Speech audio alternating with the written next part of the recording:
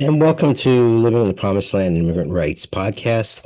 This is Mark Shmueli, your host, and I'm just recording this as a postscript, a short postscript to our interview with Madhu Sharma from the International Institute of Akron in Akron, Ohio. And I can say that interview get a little bit heavy. Maybe you didn't feel it, but it's something that is one of the more drastic and more radical changes that we've seen in immigration law. When Madhu said that they have settled zero refugees since January, that the numbers are almost going to be zeroed out on refugees, this really does change the complexity of the country. And this has a radical um, um, impact. And so, I mean, for me, as I've talked before a little bit, I don't always talk a lot about the story of my family, and I'm not going to talk about that in depth tonight. But I can say that the way that I was raised was very strongly as both as a Jewish American and as somebody a descendant of victims in the Holocaust. As much as my great uncle, and me being a great uncle right now, I can see that affects me greatly. I mean, my father's uncle, my grandmother, whom I was very close to, my grandmother was died in 2004 at 101 years old. So she was already, a mom of two kids, and she was living at the time in Palestine, and they came to the United States. My father was a U.S. citizen, and she lost her two brothers in Eastern Europe. One was in the Russian army, and one was in the Soviet army, and the other was in the Holocaust. And so, um, I was raised knowing about the St. Louis, the ship that the United States wouldn't let in. I was raised knowing that the United States was very reluctant until very the end of the war, until they brought Jewish refugees into the United States, and many went back to Europe and were killed. And so I'm very sensitive to when people are fleeing, to not give them space, to not give them a place that's safe. And it's really personally horrible for me to hear that. What Madhu was saying the other day, and I know it's really hard on her and others in that field right now, but I have faith, and I have faith in our community. I know that it's a matter of too many things being thrown at people too quickly, and I think that there's an awareness factor here. I wasn't aware, to be honest with you. I wasn't fully aware of the SNAP benefits ending. I knew about the numbers going down. I had read these things, but there's so much news out there, and so I think I just want to go over a couple of lessons and a couple of action points for us. Now, there's two things that are happening here. There's one, these agencies like Madhu's, they are under threat. They do get government money. They do get resettlement money. They do get grants, but they get money from the Office of Refugee Resettlement, which is being pretty much decimated as they're not really resettling refugees. And one of the costs of that is that these agencies are really handcuffed, and they're kind of handcuffed anyway in what they can do and what they can say, because they are so reliant on the government. So the other option in communities is independent agencies, churches, and also church volunteers. I represented many of the Afghan refugees who were leaving. They weren't legally refugees. They came to the United States. They were just evacuated, and they applied for asylum. And I represented them, and they were represented at the time, not represented. They were supported by different religious institutions. So many were from a temple in Northern Virginia, near where I live, and the other were from a church system in on the eastern shore of Maryland. So those were people that I represented through contacts that knew me, and I did those cases at a reduced rate, but I did about 15 of them.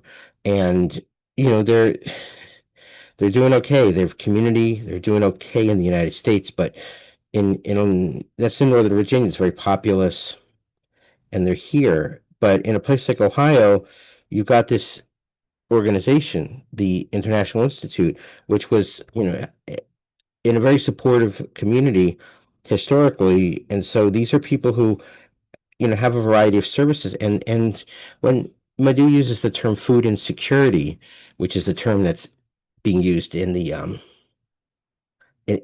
world, in the nonprofit world. What that means is people don't have enough to eat, and people don't have enough to eat. It is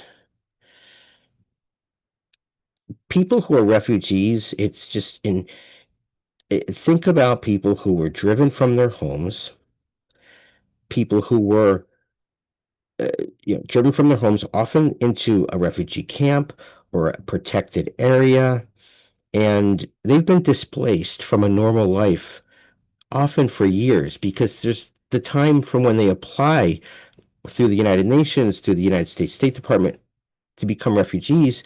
And there's all of this vetting that's been going on, and many of them are in U.S. military bases overseas before they come here, or when they came to the United States, they were at a military base in Southern Virginia at first, around here. So they've had many years without stability, and through no fault of their own, they're victims. They're people who are attacked, like my family was, for religion, for like many of your families were, and maybe they weren't, but everybody came here one way or another, and this is something that we as a community, meaning our communities, meaning our country, and what not we stand for as a country, but what we as individuals, because that's really what it is, as individuals, as organizations, we don't want that.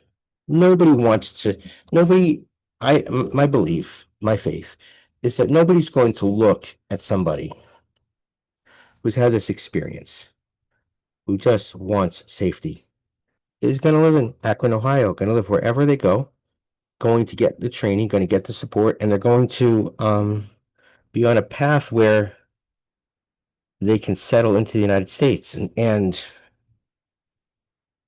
not having enough food in the breadbasket of the country is unconscionable. It's unconscionable. And unfortunately, these SNAP benefits, they're being cut for all kinds of citizens of the United States, residents of the United States, and also um, refugees, asylees, victims of trafficking in the immigration sense, who were entitled to these because they were people who were here and our laws protected them. I mean, we hear about is even the you don't have the right wing talk a lot about refugees and asylees, of course, but they do talk about trafficking victims, and we want to protect these, especially, they talk about it in young women being trafficked, and sure, that's something that is spoken about, but it's not really their priority to protect these victims. It's their priority to use as a cudgel, as a weapon. And, we just need to avoid that. We could talk about the way that they are, and in a way, I don't care. That's their sickness. Yes, they're in power. Yes, this is the policy. I'm not disrespecting their power. I'm not disrespecting the ability that they won, that they were able to sell, that they were able to sell something and hide behind it and do this. I'm not arguing with any of that. There is the power there. This is something that they are doing legally. But it doesn't mean that we sit back and we say, well, when we get a majority and we have people in power, then we can have them do it, because we have to be the voice. We have to be the conscience. We don't have to be elected. We don't have to be powerful people. We don't have to be moneyed people. We have to be in a community, and we have to say these are the people that we want, and this is the diversity we want, and the inclusion we want. And diversity and inclusion have got to be reinvigorated, because they are very positive things. And so um I don't want to see people hurt. I don't want to see people not eating. I don't want to see anybody not eating. And I don't want to see them pit different people against each other, which often happens, because somebody will say, well, I'm getting my SNAP was cut, so and I'm born in the USA and I raised in the USA, so who cares about them? And it's that's the dangerous plot we go down, if where we become suspicious, envious, angry with our neighbors, and that's what they're trying to do. And we got to resist that. We got to resist that because we're all in the same pot and we're all in the same pool. And it is horrible that anybody's SNAP benefits are cut off. And we have got to make it understood that nobody wants to be in this situation. Nobody wants that necessarily because people don't, pe- just because of the insecurity of it.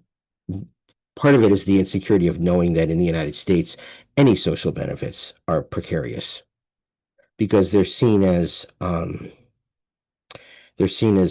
something that you get when something's wrong with you. And that's part of it is, the whole idea of economic plight in a capitalist system. But that's a whole separate discussion. That's kind of where I'm coming from. I think it roots there, but it doesn't have to. Right now, there's an emergency. Right now, there are holes we have to plug. We do not want to see this food insecurity. We do not want to see um, these agencies not be able to assist people. And so we put the links up last time. We ask that you donate to the International Institute of Akron. If you happen to be in Ohio, I know a few of my friends listening are in Ohio. Shout out to them.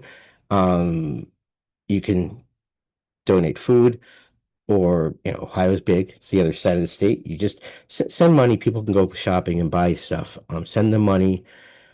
The link is on there, and do it in honor of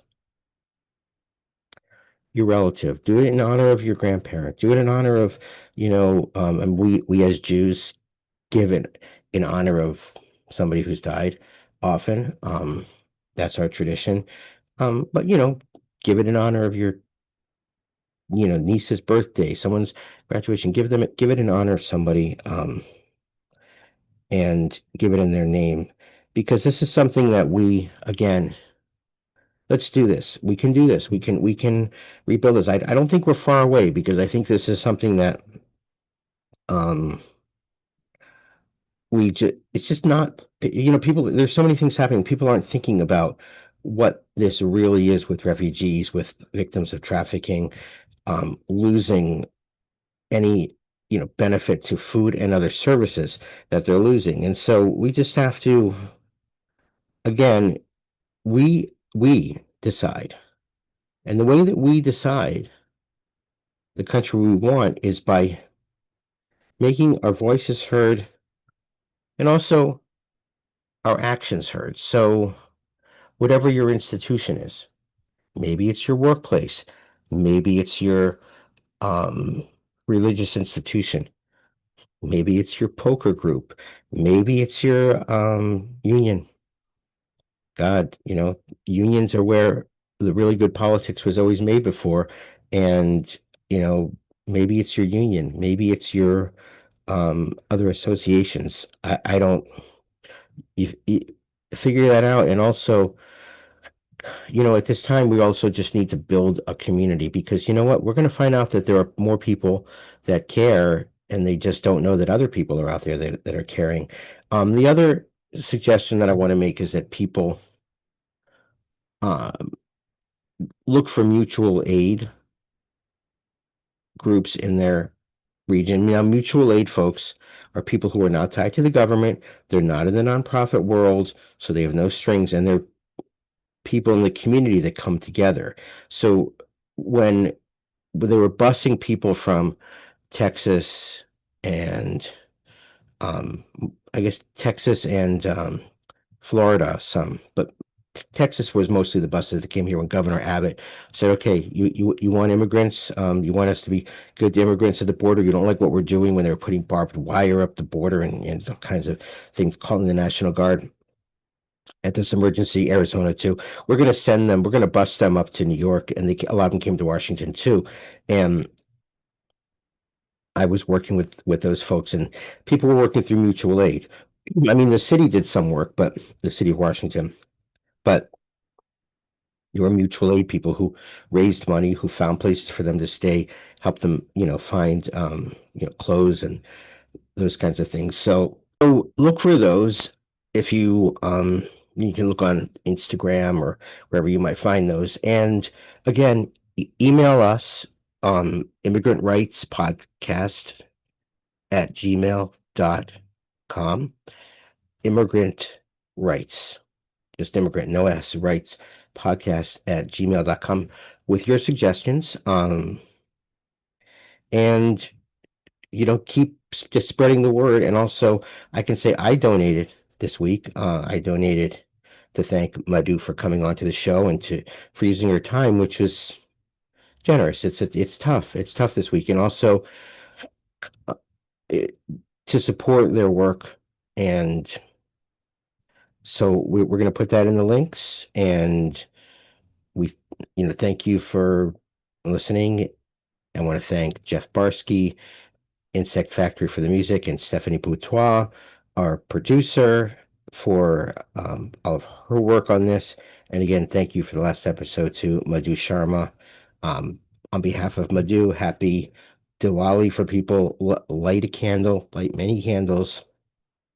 We will, in the spirit of light over darkness, of good over evil. As I understand it, I feel like such a novice. Growing up in the Jewish tradition, it's all new to me, but it's we all have our light over darkness traditions, I think, in every religion. And this is a beautiful one that